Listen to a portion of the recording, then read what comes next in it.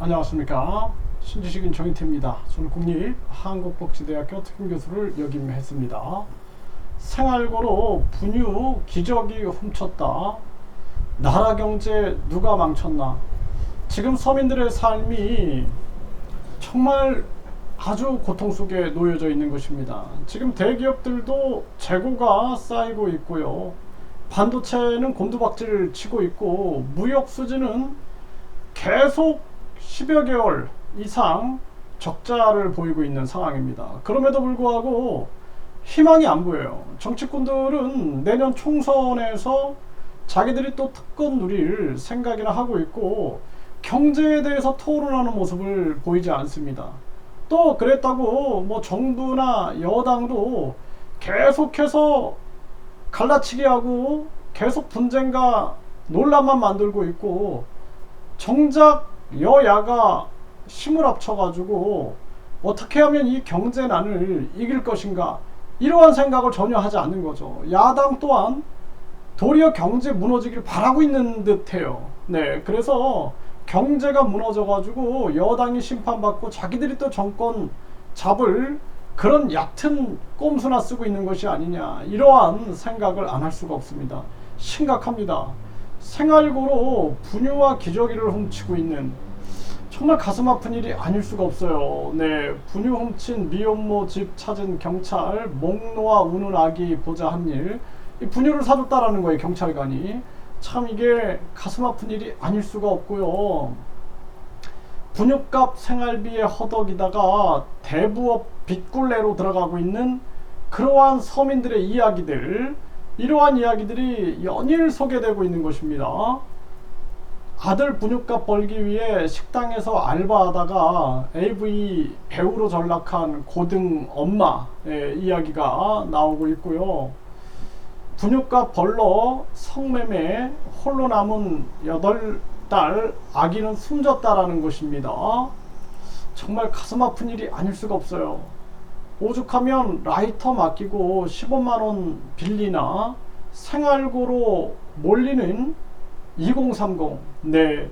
그러니까 이 젊은이들도 희망을 잃어가고 있는 겁니다. 이 한국에서. 그러니까 탈한국이 일어나고 탈조선, 헬조선 이런 얘기들이 계속 쏟아져 나오고 있는 거예요. 그러니까 저출산 고령화에다가 급격한 다민족화에다가 대한민국 미래가 보이지 않습니다. 정치꾼들이라도 좀 제대로 된 생각을 가지고 있는 그러한 놈이 있어야 되는데 이놈들은 완전히 그냥 자기들 특권에만 눈이 멀어가지고 아무런 국민들의 그러한 고통을 아무렇지도 않게 생각하고 있는 그러한 한심한 지경이다 이렇게밖에 볼 수가 없습니다. 생활고로 분유 기저귀 훔친 40대 여성의 현직 경찰이 도움에 손길을 줬다 이렇게 나오는데요. 참 가슴 아픈 현실이고요. 일하고 돈 못 받은 30대는 생활고에 15층에서 뛰어내리겠다 이런 정황이 펼쳐지고 있고요. 전세 사기 피해자가 또 지난 25일에 숨졌죠. 네, 관리비 체납 생활고에 빠져 있다라는 것이고 우리나라 5월 달에 무역 수지는 마이너스 21억 달러. 네, 15개월 연속 적자 행진을 가고 있는 것입니다. 작년부터 제가 급격한 금리 인상 안 된다고 계속 말씀을 드렸어요. 일본이 왜 마이너스 금리 유지하냐? 왜 중국이 금리를 내리고 있느냐? 계속 얘기를 했고 왜 베트남이 지금 금리를 계속 빠르게 선제 대응해서 내리고 있느냐? 이게 다 생산 소비 투자 무역 이를 위하여 금리를 내리고 있는 것입니다. 한국은 지금 계속 금리를 야금야금 계속 올리고 있어요. 슬금슬금 올려서 서민들의 피를 빨아먹고 기업의 피를 빨아먹고 있습니다. 이 파렴치한 이 금융자들이 계속 이자 잔치하고 퇴직 잔치하고 이것도 모자라서 계속 서민들의 피를 빨아먹고 있는 것입니다. 정말 이거 우리 국민들이 이거 정말 가슴 아픈 일이 아닐 수가 없어요. 그래서 국민투표 시민 발안제, 국민투표 실시 요구권을 국민이 가져야 됩니다. 이거 우리 국민들이 죽었다 깨어나도 이거 외쳐야 돼요. 이거 우리 국민들이 이거 외치지 않으면 이 나라 미래 없습니다. 빚 늘어난 자영업자 이자에 허덕이고 연체율도 상승하고 있다는 것입니다.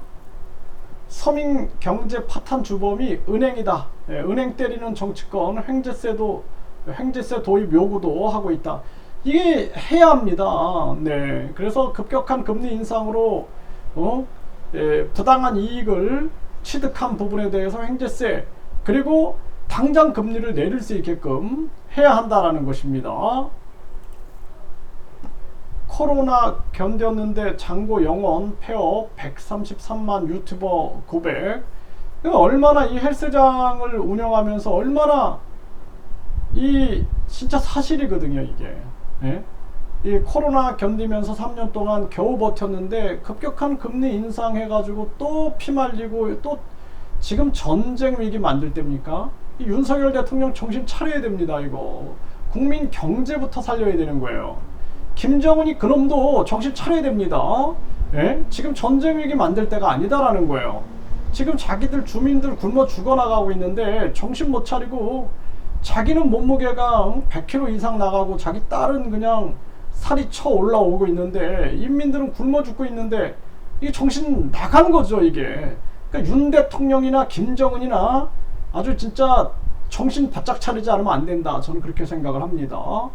예, 1분기 건설사 939곳이 폐업 신고를 했다. 줄도산 공포가 확산되고 있다는 것입니다. 정말 안타까운 일이 아닐 수가 없어요. 지금 이 서민들의 삶, 생활고로 분유 기저귀 훔치고 있고 이 저출산 고령화 사회에 엄마들이 분유값 벌기 위해서 성매매를 나갔다가 아이는 죽고 이게 대한민국 미래가 있냐라는 거예요. 미래가. 예? 자살률은 계속 높아지고 저출산 세계 1인데 자살률을 높고 있는 아이들까지도 순환을 받고 죽고 있는 이러한 판국이 대한민국 미래가 있냐라는 것입니다. 저는 진짜 우리 국민들이 정신 차려야 돼요. 국민들이 주인인데 국민투표 실시 요구권을 왜 정치꾼들한테 주고 가만히 있느냐. 그래서 국민투표 실시 요구권을 국민이 가져가지고 대통령, 국회의원 국민 소환제를 실시하고 그리고 국민투표로 국회 해상 국민투표 제도를 제도화해가지고 완전히 국민들이 주권을 쥐지 않으면 이 대한민국의 미래가 없다. 저는 그렇게 말씀을 드립니다.